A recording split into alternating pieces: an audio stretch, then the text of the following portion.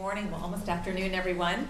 My name is Tanya Monsef Bunger. I was told to hold this like a hot dog, not an ice cream cone. So, can everyone hear me? Okay, good. All right, great. It kind of worked. I like that, actually.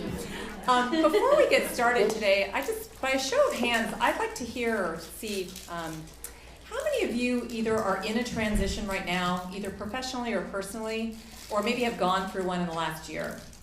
Oh, okay. All right, good. How about any of you maybe contemplating making a change in your life? Okay, all right. Would any of you share maybe in one or two words what that transition might be or that change you're about to embark on is, like divorce, retirement? Yes? Empty nest. Empty nest, okay. Career. Career.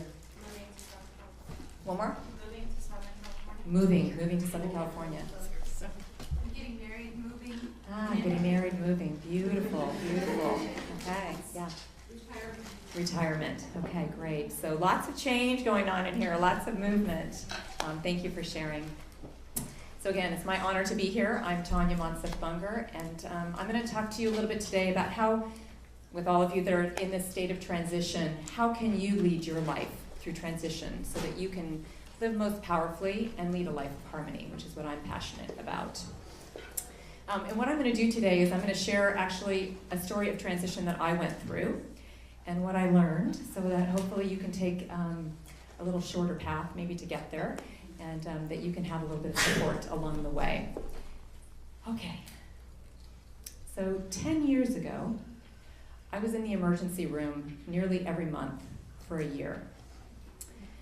And each time I would go to the emergency room, I would be fraught with just tension and uncertainty and really concern for my life. And after going to doctor after doctor after doctor, I finally got a diagnosis. And the doctor said to me, Tanya, we are diagnosing you with idiopathic anaphylaxis. And for those of you who don't know what an idiopathic diagnosis is, it basically means they know that you're having problems, but they have no idea why. So at the time, I was a corporate executive working in finance and high tech. And my job was all about answers and knowing the answers. And not just any answer, but the right answer. And I had spent really 20 years developing that skill of thinking I was pretty good at knowing things, right? And if I didn't know it, I could figure it out and I could go find out what it was. And so I get this diagnosis of idiopathic, which literally means spontaneous onset or unknown cause. And as you can imagine, for someone like me, this was the worst diagnosis that I could get because I was all about knowing. So the doctor tells me that, and I'm thinking to myself, okay, well, this doctor's an idiot.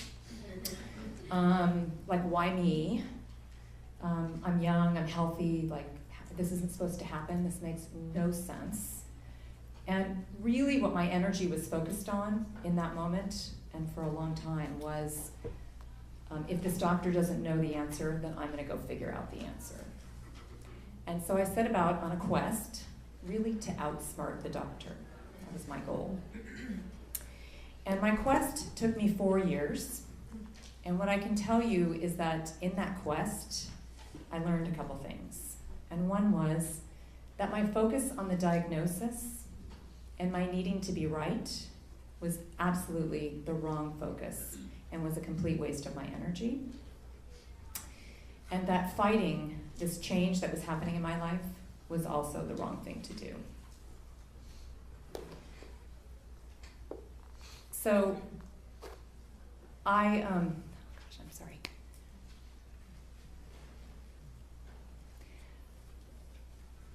In thinking about how I could support you guys today and sharing my story with you, I wanted to share with you some of the things that I learned and perhaps how I can best support you so that you don't go down this path of wasting your precious energy and that you can see things differently.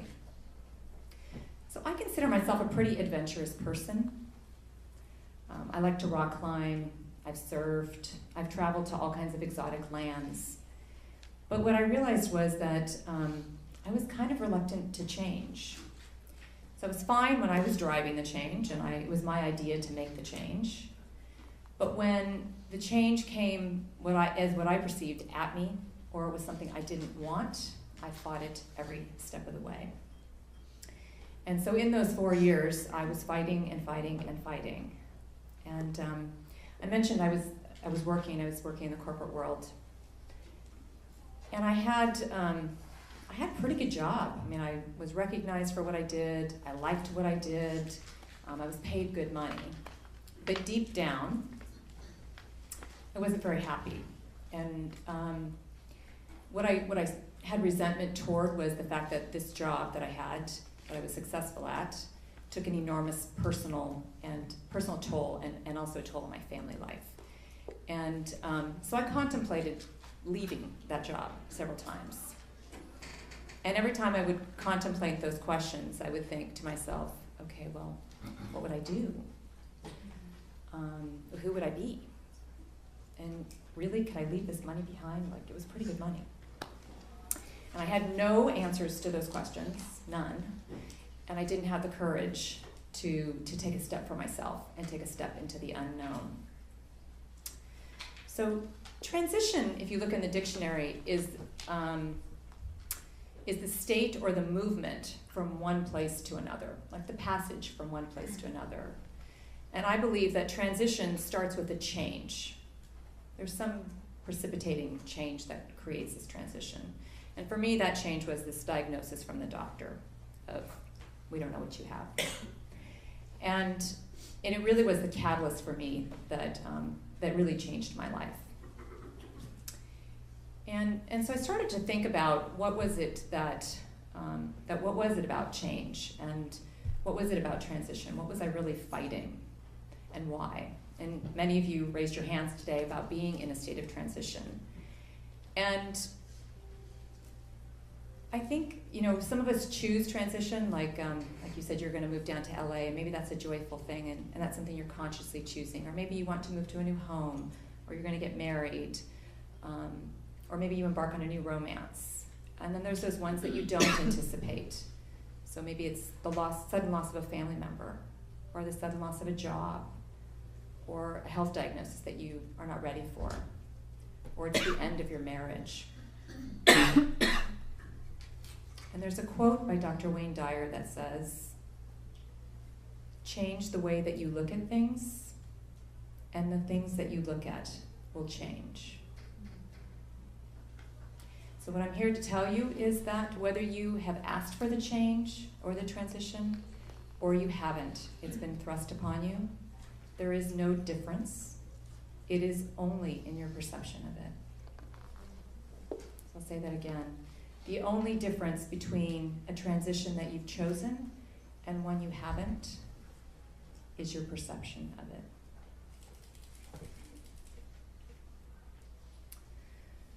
So I started to look at what my perceptions were in this journey that I went through. And in the transition that I was in, I would say I went through a major transformation. And the biggest one was that I had the permission or the freedom to really to step into the unknown and to look at situations not from a point of devastation, which is what I felt when I got that diagnosis, and then I could also choose to look at them as opportunities. And so that shift in how I perceived things really kind of set me on a new path. And what I started to realize was that I also had a lot of perceptions about who I was. And one of them was that I thought I had it all, or that I had it all together, so to speak, and that I was, a successful career woman, and I was a good wife and a good mother and a good daughter and all those things. But what I really saw was that I was really a caricature of what I thought other people wanted. And I had been doing it for so long that I didn't even know that I was doing it. And I didn't really know who I was anymore. And that was probably the most scariest part about that process. So in shifting those perceptions, I started to think again about this idea of quitting my job. And again, those questions would come up of, I don't know, I'm not sure I can do this. And I finally gave myself the permission, and I just said, you know what, my health is more important. And I focused on what it was that I wanted, and I quit my job. And that was an enormous leap of faith for me, because I had no plan. I didn't know what I was going to do, but I just knew that I needed to take care of myself, and there was a deep knowing in that. Most of my life I have been focused on the why. Why did things happen to me? Why did someone wrong me? Why didn't I get that promotion? And I realized that was the wrong question. That every time I stayed in the why, I was stuck, because I was stuck in the belief that that was a real situation that I had no control over. And so what I started to ask was the question of what. What did I want? What did I need? What did I care about? And as soon as I began to shift that question, I got to see things differently. I don't know if any of you have had the pleasure of either seeing a trapeze artist or actually been on a trapeze. And when you ride on it, when you go on a trapeze, I don't want to say ride on a trapeze, but when you go on a trapeze, you are holding onto a bar, and you're swinging out, and you're holding on pretty tightly because that's your safety, right? You're holding onto this bar. And as you're holding onto the bar, there comes a point where you have to let go of that bar. And you're in the in-between. And you're no longer holding onto the bar that was back there, and you're grasping for the one that's coming, but it's not there yet. And it can be quite a frightening experience. But I believe that in the in-between is where you feel the most alive, where you really, really can feel what is happening in your life, and it is the place where you have the most opportunity for growth. So as I was thinking about this letting go of that trapeze bar, that's kind of what I did when I quit my job. I decided I was going to let go of that persona of who I was. And it was scary because I worried I would disappoint people. I would disappoint my husband, my family. People counted on me to be those things. I was worried about losing my identity. There was a lot to me in letting go of that first bar of my job. And I hung in the in-between. And I'll be very honest, it was a very, very vast array of emotions that I experienced during that time. There was anger, there was relief, there was joy, there was sadness. And in all of that, and someone who was busy like me, I had never felt those emotions. I had kind of just glossed over them. But I got to feel them, and I got to kind of enjoy them.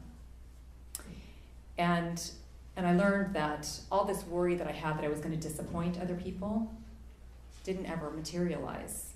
All those people who I thought would be disappointed all saw that I was burnt out way before I did. And they trusted that I would make the right decision for me. And that was a huge relief, I guess. But it also reaffirmed that if I trust myself and I trust in what I need, that the right things will happen for me.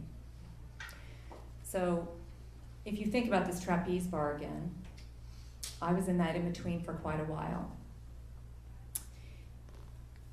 And so that was the letting go part. In transition, I think moving forward is also very important. And I have a friend who says, when you're going to climb a staircase, don't worry about how you're going to get to the landing. Just look down and take the next step, the step that's right in front of you. And that will lead you to the next step. And life will go on like that. And life is a journey. But if you don't take that first step, you'll never experience life. And you don't have to have it figured out to start it. For those of you that are dancers, because I know there's many of you in here, I also like to think of it as a pivot step. So think about circumstances in your life as a dance. So a circumstance comes to you, and you dance with it. And you may not know where to go next, and you hit an obstacle, and so you pivot.